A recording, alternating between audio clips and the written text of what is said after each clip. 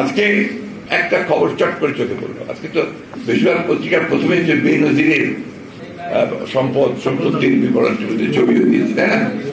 নয়া দিগন্তে একটা খবর দেখলাম যে বেনজির চলে গেছে,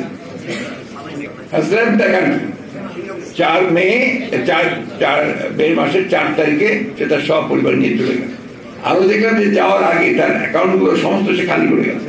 ফিক্সড অ্যাকাউন্ট যেগুলো ছিল প্রায় 60 কোটি টাকা। আমি পত্রিকা যা দেখলাম যে 60 কোটির মতো বলেছে, হয়তো আরো বেশি হতে পারে, কম হতে পারে না, পত্রিকা যা দেখেছি। না, আমার প্রশ্ন যে সে কিভাবে গেল? এই যে আপনার তারা বেনজিরকে বললো যে তার সম্পত্তি আমরা গ্রহণ করছি, আদালত থেকে বলানো, তাকে মামলা করেছে, দুদক থেকে মামলা করেছে, সে তাকে কোথাও যেতে দেওয়া হবে না, এসব কথা বলা হলো।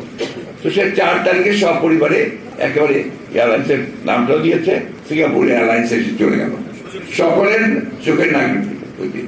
তাহলে এই যে কথা বলছেন যে কেউ ভাগ ছাড় পাবে না, আমরা সবাইকে বিচার করি সবাই, এটা কি আপনার মানুষকে আহ্মক মনে করছেন? বাংলাদেশের মানুষকে, বাংলাদেশের মানুষ তো আহ্মক না, সবাই বোঝে যে এগুলো হচ্ছে আপনাদের সমস্ত লোক দেখানো প্রতারণা, যেভাবে এখন পর্যন্ত প্রতারণা করে আপনারা দেশ শাসন করছেন। এক বেনজির নয়, আমি সেদিনও বলেছি, এক আজিজ নয়, এরকম অসংখ্য আজিজ আর বেনজির তারা তৈরি করেছে। আজকে আমাদেরকে সবসময় মনে রাখতে হবে, এরা বাংলাদেশটাকে একটা লুটের সাম্রাজ্যে পরিণত করেছে, লুটপাট বর্গীর দেশ তৈরি করেছেন।